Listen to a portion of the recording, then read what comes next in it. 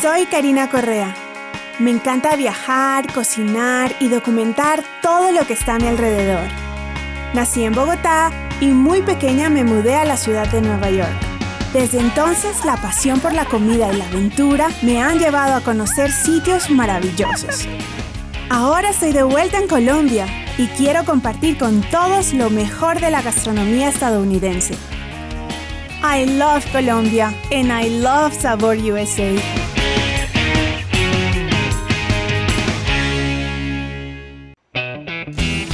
Al suroeste de Denver encontramos la población de Morrison, un lugar donde se ubica el Red Rocks Park.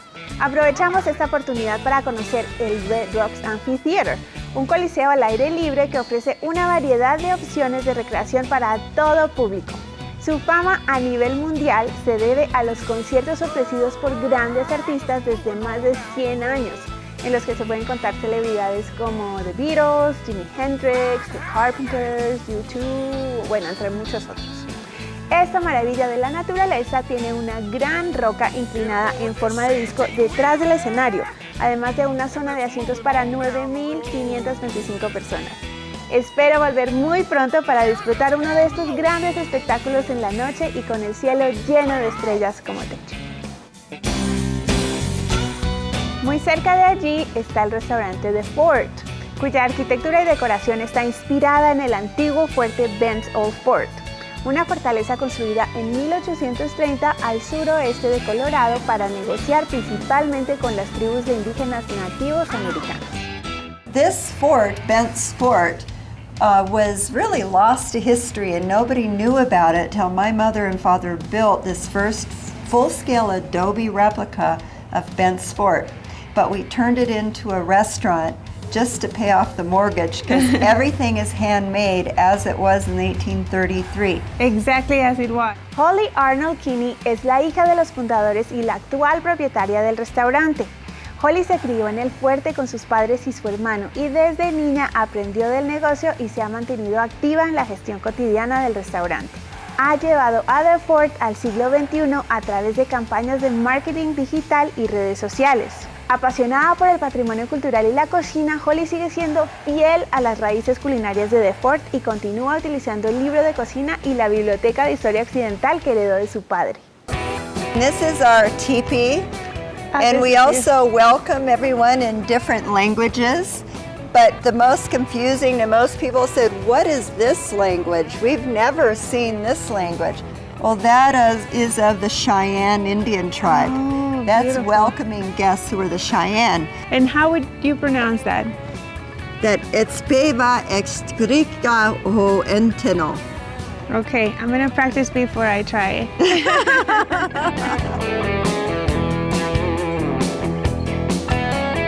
These are decorated with the buffalo paintings of the American Indians who honored the buffalo.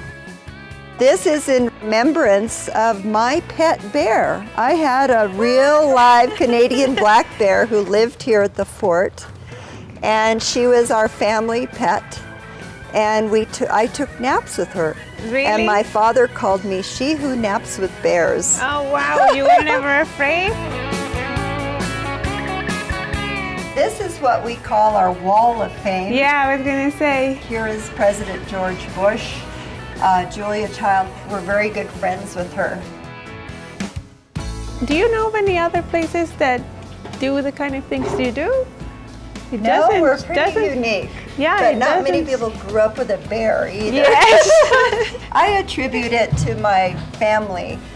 They were very creative, amazing people, but they were scholars as well. Okay. They studied the diaries and the history from the original sources. Mm-hmm. What a fantastic and unique upbringing do you have. Thank you. It's really something. You Well, must when be you so come lucky. to the fort, you come to my home. Yes, it does feel like a home. Mi casa, su casa. Gracias. Qué linda, Holly. En mejores manos no puede estar el restaurante The Fort. Holly es una mujer extraordinaria con una historia de película que con su sencillez y carisma logra que sus visitantes se sientan como en casa. No solo se puede aprender de la historia del viejo oeste americano, sino también de su gastronomía a través de lo que Holly llama la nueva comida del viejo oeste. We go back into the 19th century diaries and recipe books, and we see what was popular then, and then we bring it back on our menu and serve it as part of the foods of new foods. But we'll sometimes do a contemporary twist. This is a buffalo bone, the femur bone of the buffalo. And it's nice and warm. Yes, it just was broiled right out of the oven. Okay, and so we take your knife. All right. And you take a couple of these crostinis. Okay. And you then just scoop the bone marrow right out of the bone. All right. And then you spread it like a spread on the cracker. Okay. This was Julia Child's favorite dish when she came to the fort many times. So you've had a lot of really famous visitors here at the fort. Why do you think people get attracted to coming here to visit you? Well, what we say is people, when they walk through the gates of the fort, they walk back in time to the early mountain man period. And if you saw the movie Revenant with Leonardo DiCaprio, that is basically the same period as our fort. So the foods that we serve, if you remember in the movie, Leonardo DiCaprio ate buffalo bone marrow. He scraped it out of the bone and ate it. Well, this was a great delicacy that we read. Wow, well, cheers to that. Cheers. Let me try this crazy thing.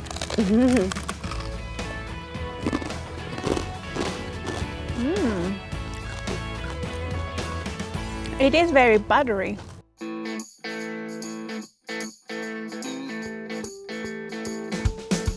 To be honest, I never thought I'd be eating these parts of the animals.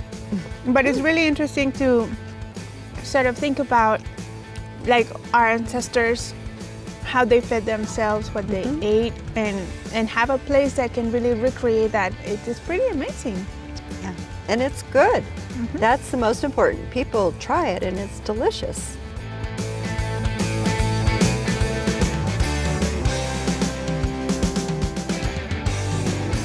Bon appetit. Bon appetit.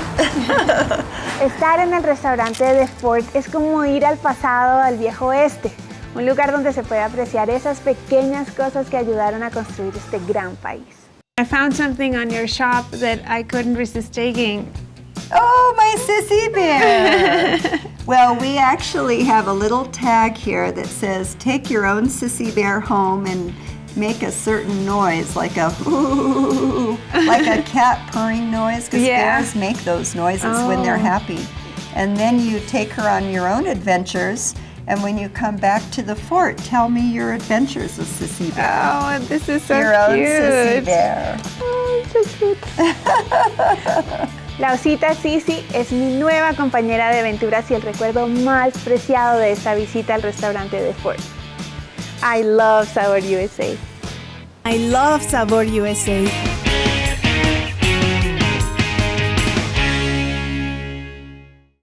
SaborUSA es un estilo de vida. Son esos buenos momentos que siempre queremos compartir en familia o con amigos alrededor de una deliciosa comida. La ciudad de Boulder, en el estado de Colorado, es el lugar perfecto para la gente que ama la naturaleza y el estilo de vida saludable. Cuenta con 300 kilómetros de rutas, senderos y ríos, incluso en el centro de la ciudad. Es un paraíso para los amantes de los deportes al aire libre. Allí se encuentra el restaurante River and Woods, donde el chef Daniel Usher se esfuerza a diario por brindarle a los comensales una experiencia gastronómica con el sabor nativo de Colorado. We're going to start with the dry rub process. So basically we're going to take a little bit of dry mustard powder, paprika, onion powder, chipotle powder. The flavor of the soil is deeply rooted in the ancestry of the land. And I think the native culture that was present here very much has infused a feeling into the soil, and I think that affects how we cook and how we connect with this area.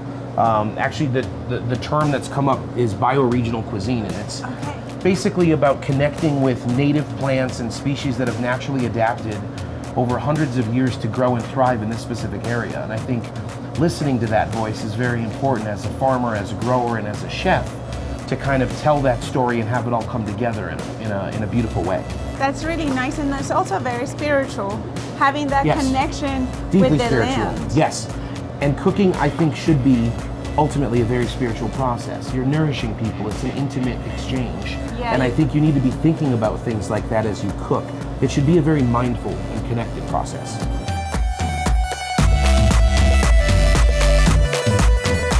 When guests come into a restaurant and they have the opportunity to enjoy a dish, there's a story behind that dish. There's so many little decisions that were made. Someone got out of bed at 4 in the morning and planted seeds in the ground 6 months before that meal even started.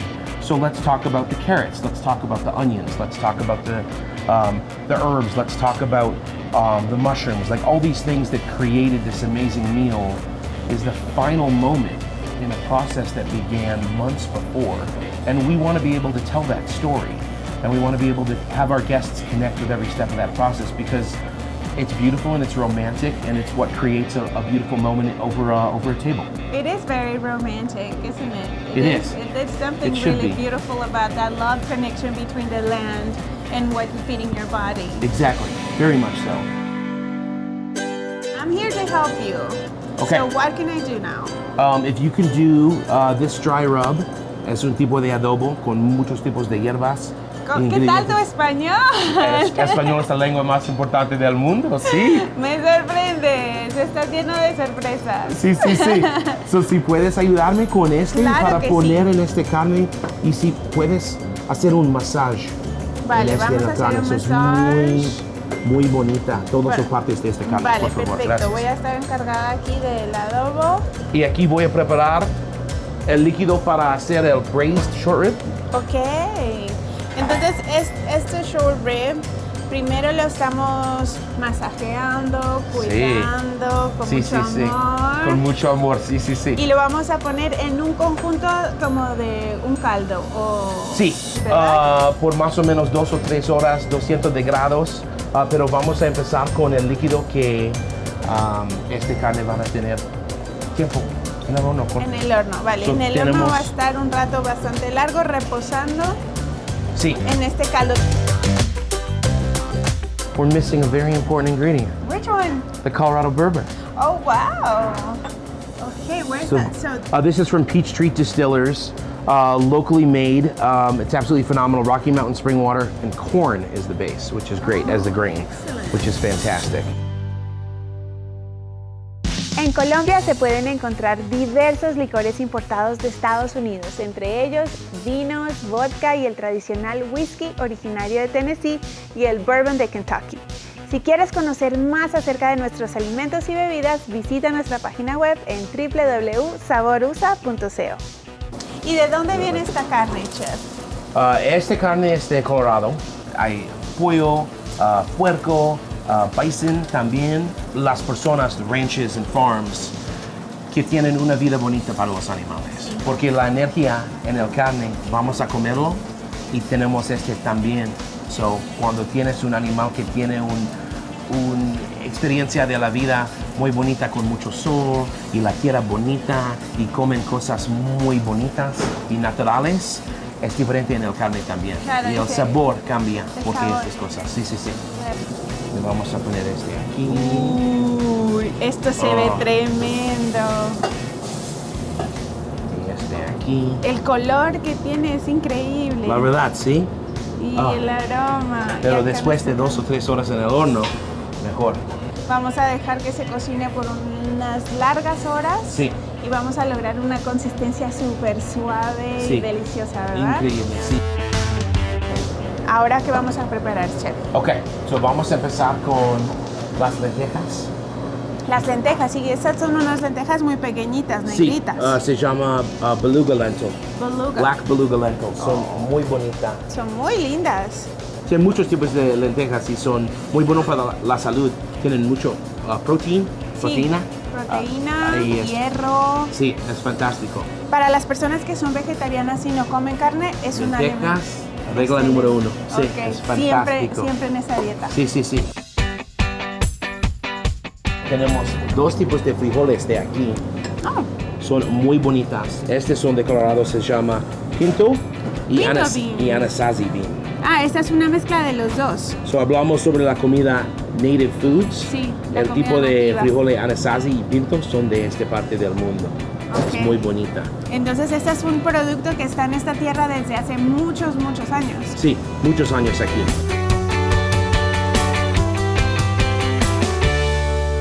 No pueden faltar unos buenos vegetales, una buena ensalada Sí. en este plato.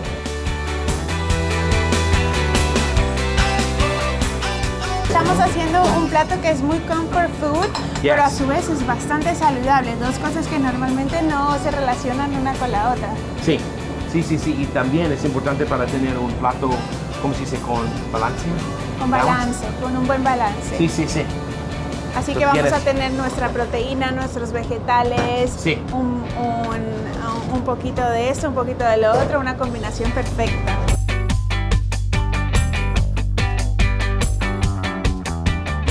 Esto ya se ve delicioso, ya tengo hambre, chef. Estamos preparados para empezar con el plato.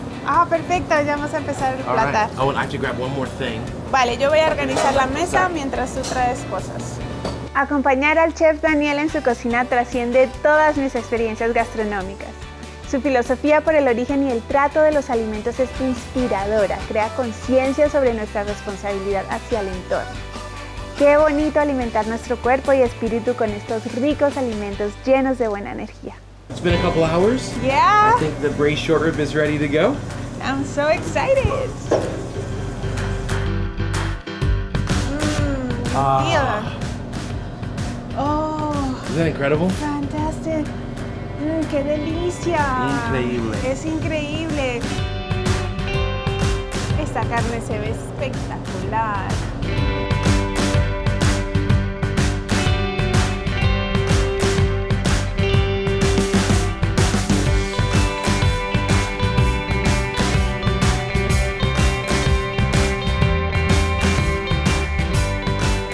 Muy de la transición de las estaciones, ¿no? Un poco fall, pero un poco como también verano aquí con estos colores verdes. Sí, con muchos ingredientes muy bonitas, que tienen corazón, que tienen otras partes del estado de Colorado y también la energía del mundo en este plato. En ese plato todo. Bueno, y tu energía especialmente, que ha sido fantástica. Cocinar contigo, aprender algunos truquitos. Sí, Ahora sí, lo sí. que vamos a hacer es ponerle un ya toque muy final Sí. de SaborUSA. ¿Te parece? Sí.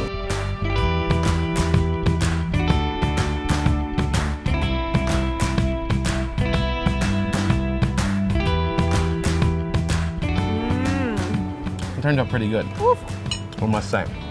That's pretty delicious. it's so delicious. All those flavors combining and The braising technique. that's such a great way to cook. When you don't have to stay over the stove watching it. You can put it on in the morning and get on with your normal day, and then Come back at night and have Come back and something have, yeah, so beautiful meal. yummy.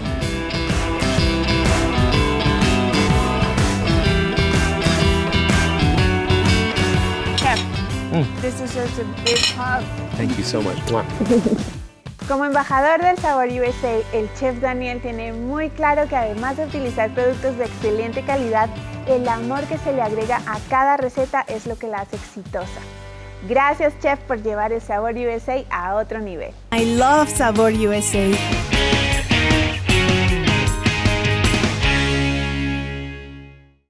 Sabor USA es un estilo de vida. Son esos buenos momentos que siempre queremos compartir en familia o con amigos alrededor de una deliciosa comida. Continuando nuestro recorrido, llegamos a The Source, un mercado de alimentos artesanales que ocupa un antiguo edificio de ladrillos de 1880 en el distrito River North de Denver.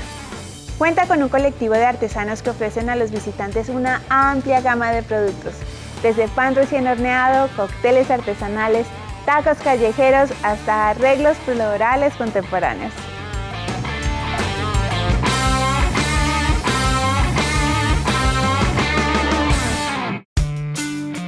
I think what attracted us to this space was actually the building itself, the old brick structure. Because it's kind of like a mixed building, right? Yeah. I saw some offices, but there are coffee shops and some people making awesome ice cream. Yeah, absolutely. It's it was a very kind of just creative idea by our owner Kyle Zeppelin, and it was to replicate the market hall concept that's become really popular in the United States lately. You know, there's similar great market hall concepts in DC, Seattle, Portland, and we just wanted Denver to have its own as well. So it was a risk we were willing to take on the project, and we had a lot of help getting it done. So we call this a market hall. That's what we call this a market hall. It's really just a common place where you have food, retail, restaurants, bars, breweries. And it's just a place for people to gather. It's a public space. You know, it's really important for us to keep it something that anybody can come into and public, and yet offer interesting retail and food and beverage to people in Denver.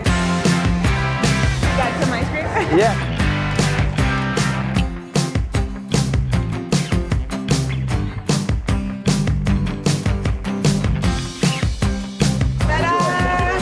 Thank you so much. Thank you very much. This doesn't only look very refreshing, but very beautiful. Thank you very much. I hope you enjoy it. Congratulations. All right, thank you. All right, Hola Colombia. Welcome to SaborUSA. Oh gosh, fine. This is your job. All right. That's better. This is so cold. Mike, esa es la idea, que lo disfrutes tanto como yo. This is Crooked Stave Brewery. They're a small artisan sour beer brewery, it's very kind of on the cutting edge of beer right now in Denver. Yeah, there's a lot of artisanal beers, I think 40 something. Right? Yeah, absolutely. And Rhino actually has one of the highest concentration of breweries per block out of any part of the city. So Wow, so you guys really like your beer. we really like our beer. Denver loves their beer, and then I'd say these guys are really out there in terms of making some of the most interesting, pretty special beers that you can get anywhere. And so they have a following of people that when they release a new beer, there'll actually be a line out the door just to get one bottle of beer. So. En mi primer día en Colorado tuve la oportunidad de conocer las plantas de lúpulo que se cultivan en la Universidad Estatal de Colorado, cuyo propósito es abastecer a las cervecerías artesanales locales. De acuerdo con la Brewers Association, más de 100 nuevas fábricas de cerveza han abierto en Colorado desde el 2011, un negocio próspero e importante de la economía de este bello estado. In this room, this is where we age beer in whiskey barrels. So not only whiskey, but we use wine barrels, brandy barrels, port barrels, scotch barrels, but the majority of these barrels are U.S. whiskey barrels. Some from Kentucky and some from Colorado. There's now a lot of distilleries in Colorado, so we get the barrels. They use the barrels for a couple years. We get them, we put our beer in them for a couple years. So we age the beer in here for a couple years, then we bottle it and keg it, and so it picks up nice whiskey flavors, wood flavors. It's really fun. It's really cool, and as soon as you enter the room, you feel that aroma of the barrel. You can smell it. Yeah, totally. Brian Dunn es el presidente y fundador de The Great Divide Brewing Company, fundada en 1994 en Denver, Colorado. La cerveza que producen es de tan excelente calidad que 3 meses después de preparar su primer lote, la compañía ganó el premio de la cervecería 12 Great American Beer Festival y 4 premios de World Beer Cup. En 2007, Great Divide fue clasificada por RateBeer.com como la 23 mejor cervecería en el mundo. Y en diciembre del 2008, la revista Beer Advocate lo clasificó como la 7ª mejor cervecería en el planeta.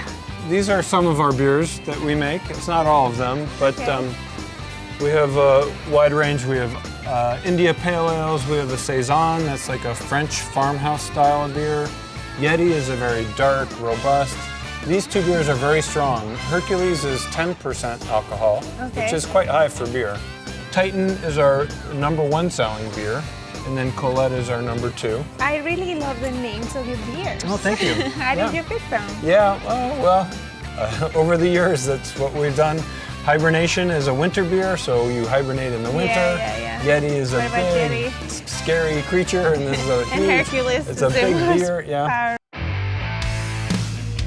This is the warehouse here, so this is where we hold the empty cans, the empty bottles, the boxes. So this is everything that we need to package the beer mostly is here. So this is the Yeti can. Yeah, it's so cool. Yeah. I love the design. Yeah. This is a very big selling beer for us called Denver Pale Ale. This is a nice beer. I meant to get you a sample at the bar. I'll get you one when you leave. Okay, yeah, we'll go. This is a really nice beer. If you like IPAs, this is a really nice beer. Okay, yeah. So this is Denver Pale Ale, Colette Farmhouse, Hercules Double IPA, and the Yeti Imperial Stout. All right, do you want to describe Colette? Sure. So Colette Farmhouse Ale is going to be a little bit tart, very refreshing. It's an unfiltered beer, so it's got a little bit thicker of a mouthfeel. One of our best-selling beers. Yeah, so it's unfiltered. You can see the difference. Yeah, this is Denver Pale Ale, and it is filtered. Okay. So we intentionally don't filter that beer. Okay. Nunca había probado tantas cervezas en tan poco tiempo. Aunque están deliciosas, no sé cuál es mi favorita. Tienen desde sabores cítricos hasta chocolatados. Aún no me decido, pero sigo probando para ver con cuál me quedo. So chocolatey. Chocolatey, there's a lot of coffee character. It's very roasty. Ooh. Yeah. And this one's really strong as well, right? Yes, 9.5%. 9.5. So these last two are quite strong. I love SaborUSA. Oh yeah. Thank you. This It is looks wonderful. awesome. Thank you very much.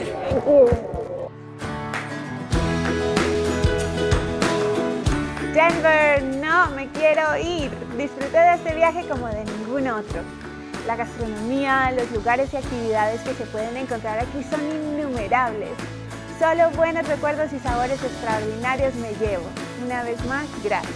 I love SaborUSA. Soy Karina Correa. Me encanta viajar, cocinar y documentar todo lo que está a mi alrededor. Nací en Bogotá y muy pequeña me mudé a la ciudad de Nueva York. Desde entonces, la pasión por la comida y la aventura me han llevado a conocer sitios maravillosos. Ahora estoy de vuelta en Colombia y quiero compartir con todos lo mejor de la gastronomía estadounidense. I love Colombia and I love SaborUSA.